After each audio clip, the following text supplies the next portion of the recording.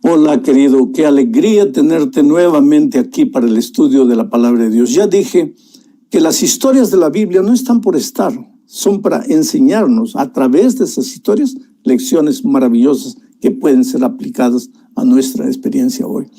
Porque tal vez si Dios te hablase así directamente a ti, tú te cerrarías y dirías, no, esto es para mí. Pero cuando tú en la Biblia encuentras una historia, abres los ojos, los oídos, quieres saber a ver qué pasó y sin darte cuenta, Dios te está hablando a través de la historia para hacerte pensar, para hacerte reflexionar en las cosas que tú tienes que corregir en tu vida. Solo que antes de la lectura bíblica vamos a orar. Padre querido que estás en los cielos, Señor, gracias, muchas gracias de todo corazón, Señor, por la bendición que tenemos ahora de estudiar tu palabra. Vamos a estudiar la historia de David, una triste historia, pero a través de lo que le pasó a David queremos aprender, porque la vida es aprendizaje, Señor, cada día aprendemos. Muévete poderosamente entre las personas que están conectadas al mensaje esta noche. Hay mucha gente triste, pasando por el valle del dolor, del sufrimiento, gente que no entiende por qué sufre. En estos tiempos de pandemia se ha perdido el empleo, la pequeña empresa que habían elaborado ahí se vino abajo, en fin, la gente sufre. Hay gente que está enferma, gente que está perdiendo seres queridos por causa de la enfermedad. Dios mío, ¿a dónde va tu pueblo? ¿A dónde vamos nosotros cuando las cosas no salen bien? Cuando desde el punto de vista humano todo parece perdido. Por favor, tú eres un Padre de amor. Escucha el clamor silencioso de cada corazón donde está. Tú conoces el drama que cada persona vive. Haz maravillas en medio de tu pueblo esta noche y háblanos a través del mensaje. En el nombre de Jesús. Amén. Oh, querido, vamos al texto bíblico. Segundo libro de Samuel, capítulo 11, versículo 1. Dice así: aconteció al año siguiente, en el tiempo que salen los reyes a la guerra, que David envió a Joab y con él a sus siervos y a todo Israel, y destruyeron a los amonitas y sitiaron a Rabá. Pero David se quedó en Jerusalén. Esta frase última, pero David se quedó en Jerusalén, es una de las frases más tristes de la Biblia. ¿Cómo hubiera sido bueno que David no se hubiera quedado en Jerusalén? Infelizmente David envió a sus generales, a su ejército a la guerra, a arriesgar su vida por el pueblo, y él se quedó en Jerusalén. Eso no era normal, porque los reyes en aquel tiempo iban adelante. Ellos eran los grandes generales, los grandes conquistadores, su pueblo lo acompañaba, todo su ejército. Pero ¿qué pasó con David? El pecado es un misterio, ¿sabes? David era un niño que de pequeño había aprendido a confiar en Dios. Había confiado tanto en Dios que derrotó a los leones, a los osos para defender a sus ovejas. ¿No arriesgaría su propia vida para defender a su pueblo? Sí, pero entonces ¿por qué se quedó en Jerusalén y mandó al ejército a la guerra? Tú sabes que David no fue escogido como rey de inicio. En el corazón de Dios sí, en el corazón de los seres humanos no. ¿Por qué no? Porque cuando Samuel vino a la casa de Isaí, el padre de David, para buscar al rey, Isaí hizo desfilar a los mejores hijos, a los más bonitos, a los más grandes, a los más fuertes, a los de mejor apariencia, pero no a David. David estaba en el campo pastando ovejas. Pero Dios le dijo a Samuel, no mires a lo hermoso del parecer, porque los hombres miran lo que está delante de sus ojos, pero Dios mira el corazón. Entonces buscaron a David. David, un chico, un muchachito jovencito, con una experiencia de comunión profunda con Dios, fue nombrado el rey de Israel. Y tú conoces la historia del rey, no fue fácil, porque Saúl no quiso entregar el gobierno, Saúl lo persiguió. David tuvo que huir por las montañas, por los valles, por los abismos, por las cuevas, pero había sido llamado para ser el rey y no desanimó, no desmayó. Oh, querido, tú has sido llamado por un destino glorioso. No permitas que tus enemigos te quiten el sueño, la visión. Dios Dios tiene que abrirte. A través de su palabra, Dios te abre los ojos para entender que tú no eres un don nadie, que tú no eres un cualquiera, que tú eres un hijo de Dios. Sí, pastor, pero estoy en las drogas. No interesa dónde estés, querido. Tú eres un hijo de Dios. Y aunque el diablo usó la droga, la bebida, la promiscuidad para arruinar momentáneamente tu vida, tú continúas siendo un hijo de Dios. Levanta la cabeza, confía en Dios. David fue nombrado finalmente rey. Un rey bueno, un rey cuyo corazón era de Dios. Su vida había sido toda una vida de comunión con Dios. Por eso Dios le dio grandes victorias. Ahora, con ese contexto, leo de nuevo el texto. Aconteció el año siguiente. ¿El año siguiente de qué?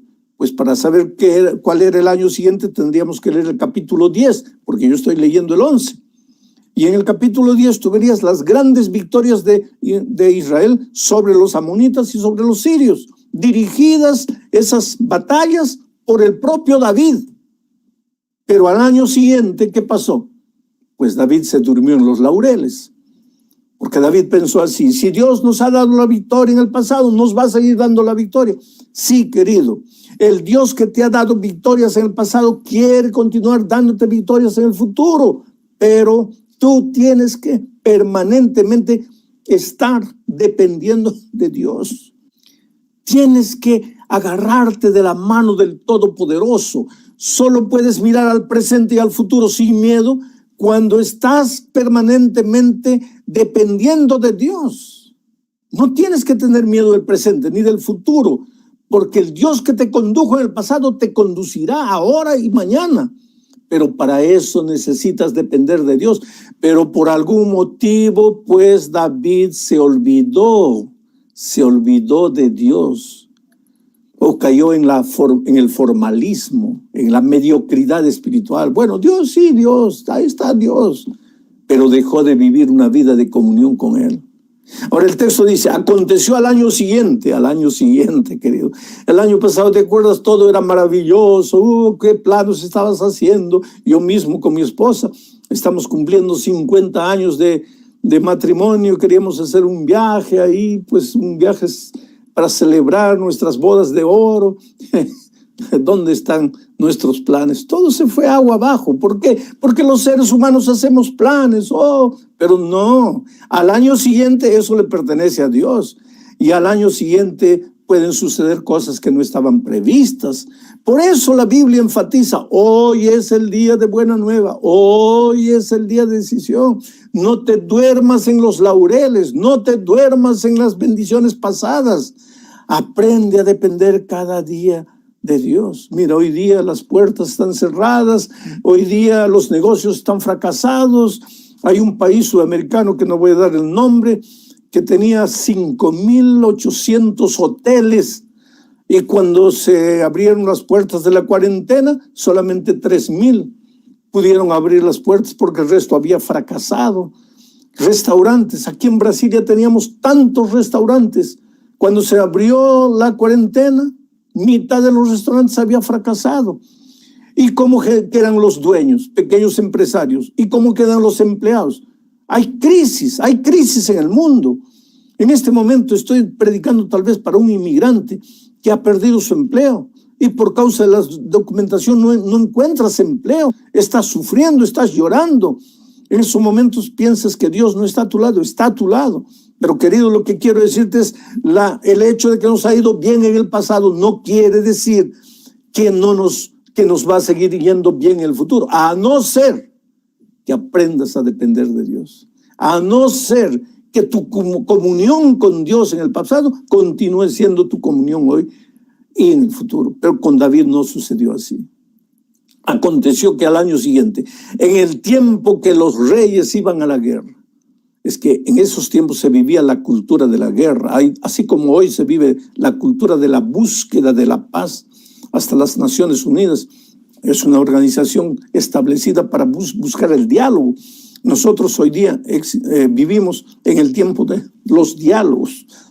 Hay que dialogar, la democracia, intercambiar opiniones. Nuestra cultura es diferente, pero en esos tiempos era la cultura de la guerra. ¿No te gustaba algo? Salías a la guerra, conquistabas. y los soldados vencidos eran esclavos, servidores del ejército vencedor, se apoderaban de las tierras, usaban los esclavos para sembrar las tierras. Era la cultura completamente diferente. Solo que asimismo, en esos tiempos, los reyes no iban a la guerra en cualquier tiempo, sino en el tiempo de la guerra. ¿Por qué? Nadie era loco de ir a la guerra en el pleno invierno. Hoy día tal vez sí. Hoy día hasta se preferiría el invierno para sorprender al enemigo, porque la tecnología ha avanzado. Hay uniformes con pluma de ganso, hay maneras de calentar al soldado para que no se congele en la guerra. Pero en esos tiempos no había nada. Entonces los reyes iban a la guerra en el tiempo de la guerra, o sea, con el buen clima. Y Israel también fue, solo que David se quedó en Jerusalén. ¿Y se quedó haciendo qué? Te voy a leer el texto. Mira lo que dice el capítulo 11, versículo 2. Y sucedió un día, pues que así son las cosas, querido. Hasta ese momento la vida de David había sido una vida de perfección. Había andado en los caminos de Dios. Había seguido las instrucciones divinas. Pero sucedió un día. Por eso Pablo dice, aquel que piensa estar firme, cuidado, cuidado, porque un día puede caer. Sucedió un día. A veces hay muchachos que les gusta esos deportes radicales de extremo peligro. Yo siempre digo, perdónenme, queridos, yo soy un viejo que ya ha vivido. Entonces, antes de dar un paso, yo pienso 2 veces. Entonces, ¿para qué voy a arriesgar mi vida? Sí, pero no pasa nada, pero sucede un día. No, pero un día, querido, la Biblia está clara aquí, sucedió un día. No fue siempre, no fue todos los días. Cuando tú piensas que nada va a pasar, ahí pasa. Por eso los accidentes se llaman accidentes. Ahora, que el accidente suceda contra mi voluntad, todo bien, pero que el accidente suceda porque yo lo busqué, pues hay que ser prudente, hay que pedirle sabiduría a Dios para saber vivir. Entonces sucedió un día, pero la adrenalina, cuidado querido, no es con gasolina que con adrenalina vas a vivir. Vives con sabiduría, la sabiduría divina, no la adrenalina humana. Hay muchas maneras de invertir tus fuerzas, hasta en deportes sanos, donde tu vida no corre peligro, pero ahí también puede suceder un peligro, pero no lo buscaste, no fuiste, no lo llamaste. Accidentes suceden con cualquiera, conmigo, contigo, con cualquiera, por más que dependas de Dios, porque vivimos en un mundo de dolor, pero no coloques tu vida en riesgo. Ese no es mi sermón. Pero sucedió un día, al caer de la tarde, que se levantó David de su lecho y se paseaba sobre el terrazo de la casa real. Ahora, si el texto dijese, y sucedió un día, al amanecer el día, al rayar del alba, que David se levantó, me gustaría. Pero el texto dice, y sucedió un día que al caer de la tarde, se levantó David. Al caer de la tarde, 5 o 6 de la tarde, esa es hora para levantarse. ¿Qué había hecho durante el día? Había dormido. ¿El día es para dormir? No, querido. ¿Por qué tú crees que el sol sale de día? Porque es para trabajar. ¿Y por qué el sol se oculta de noche? Porque es para dormir. Pero hay seres humanos que invierten el día por la noche. Duermen de día, viven de noche.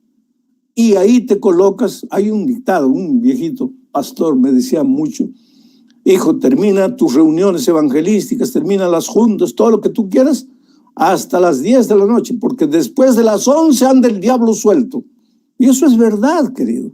Eso es verdad. La noche tiene sus ciudadanos especiales, buscadores de placer, buscadores de pecado, buscadores de cosas cerradas. Ahora, si trabajas de vigilante toda la noche, pues que Dios te cuide, Él te va a cuidar y te va a proteger, porque tú no estás vagando en la noche.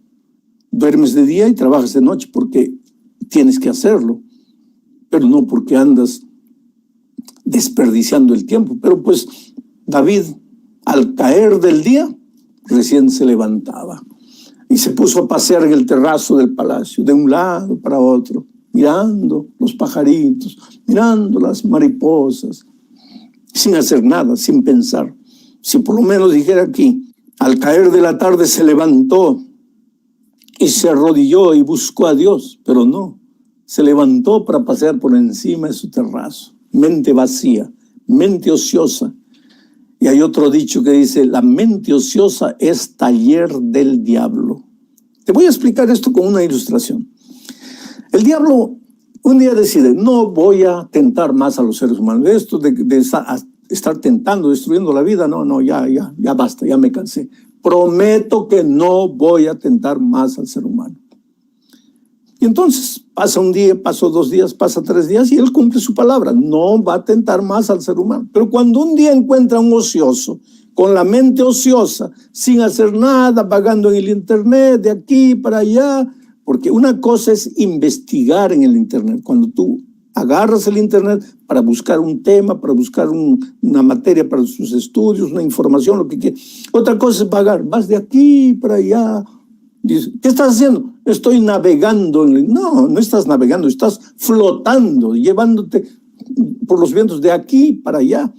Pero cuando el diablo encuentra una mente así, ociosa, vacía, que no está haciendo nada, el diablo que prometió a sí mismo, no voy a tentar más al ser humano, no puede. Ahí se ve tentado. El pobre diablo se ve tentado a tentar.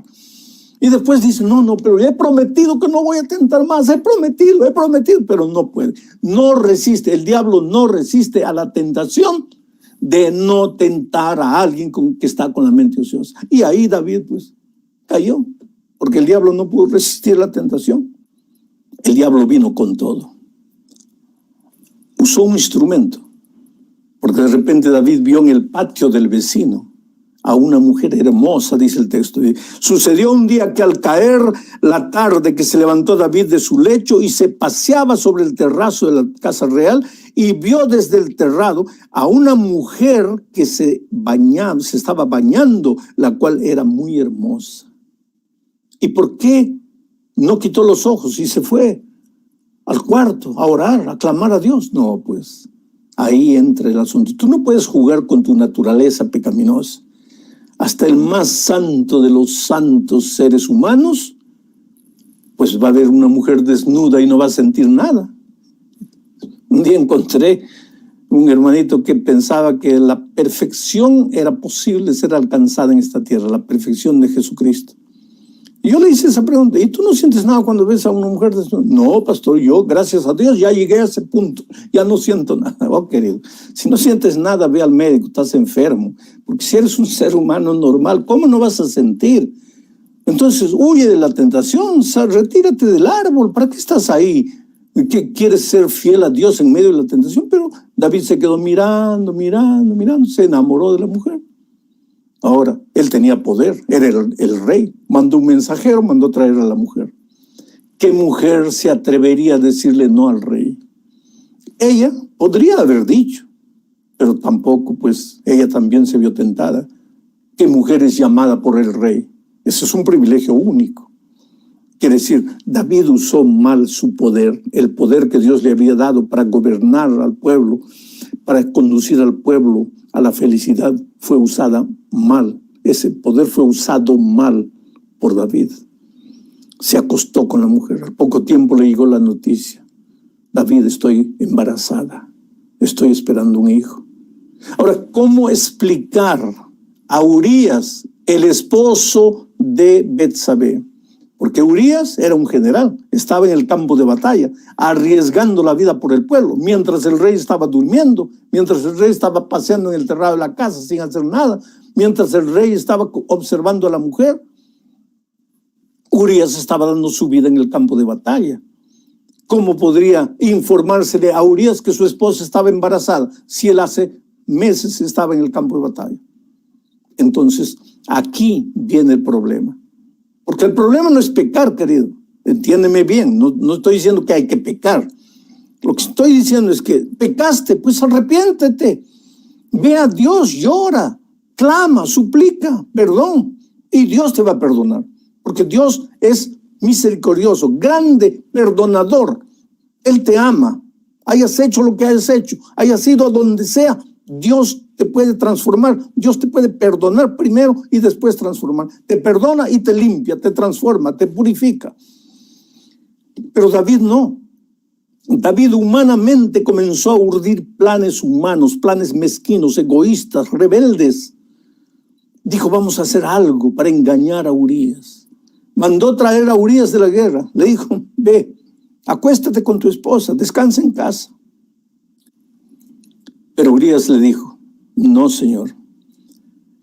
Nuestro ejército está arriesgando la vida en el campo de batalla, durmiendo al relento, y yo voy a ir a dormir en mi casa. No, Señor. Yo estoy aquí, yo vine porque me llamaste, pero yo no voy a mi casa a dormir. Yo vuelvo, yo regreso al pueblo. Sí, pero ya es de noche, ¿cómo vas a ir al campo de batalla? Me quedo a dormir aquí, afuera. Pero no voy, yo no puedo dormir en la comodidad de mi casa cuando mi pueblo está arriesgando la vida allá. Ese mensaje de Urías ya podría haber sido un motivo para hacerlo recapacitar, para hacerlo pensar. Pero infelizmente, pues el pecado es terrible. Él no veía nada. ¿Por qué? Porque se había apartado de Dios. Y querido, apartado de Dios, tú no tienes la mínima idea de a dónde puedes llegar, las miserias que tú puedes hacer en la vida. Y David estaba lejos de Dios, entonces no recibió el mensaje. Cerró sus ojos a la advertencia divina que a través del testimonio de Urías le estaba llegando.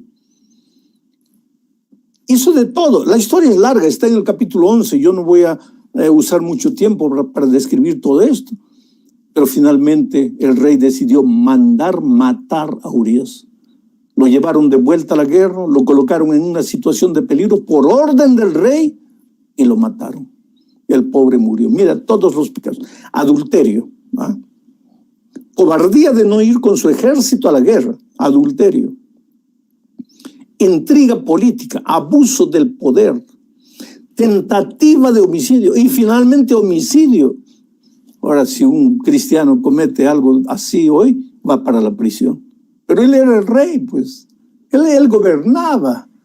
Y el rey no era electo por democracia, por voto de mayoría. Nadie lo podía sacar, nadie podía hacer una sesión de impedimento.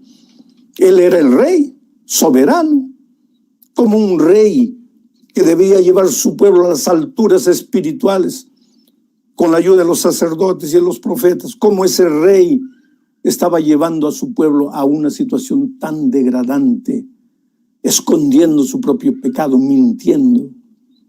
Y sabes, después de todo esto, para que su pueblo lo admirara, se casó con la viuda de su general. Pobre mi general, murió en la guerra dando su vida. Yo voy a redimirlo casándome con la viuda. Mentiroso. Todo estaba escondido. Solo Betsabé, él, David y Dios sabían. Nadie más sabía. Pero querido, a Dios nadie engaña. Y Dios un día llamó al profeta Natán y le dijo, Natán, ve donde el rey. Pero ve con inteligencia, con sabiduría. No le digas, tú eres un pecador, tú has cometido adulterio, tú has cometido asesinato, porque si no, él te va a mandar matar. Ve con sabiduría. Y la Biblia dice, si alguien tiene falta de sabiduría, pídala a Dios. Y Natán era un profeta que vivía una vida de comunión con Dios, y Dios le dio sabiduría. Entonces Natán se presentó al rey y le dijo, oh rey, he venido para que me ayudes. Ahí David abrió los ojos. Muy bien, has hecho bien, yo soy el rey. ¿Qué quieres que haga por ti? ¿Cómo quieres que te ayude? ¿Qué consejo quieres que te dé? Y sabiamente Natán le contó una parábola. Y le dijo, mira rey, en una ciudad había un hacendado pobre. Tenía una sola ovejita. En esa misma ciudad había un hacendado rico. Tenía muchas ovejas. Un día vino un visitante a visitar la casa del hacendado rico. Y para ofrecerle un banquete, el hacendado rico, en vez de agarrar una de sus tantas ovejas que tenía, mandó matar la única ovejita del soldado pobre. ¿Qué debo hacer en estas circunstancias? Y el rey se encolerizó, su rostro rojo, y golpeó la mesa y dijo, ese miserable rico debe morir. Y en ese momento Natán lo miró con cariño y con amor. Y le dijo, mi rey, ese miserable rico que debe morir, eres tú. Tenías todas las mujeres del reino y te apoderaste de la única mujer de tu general, mandándolo matar. Oh, querido, en ese momento fue como si una cortina se cayese al suelo.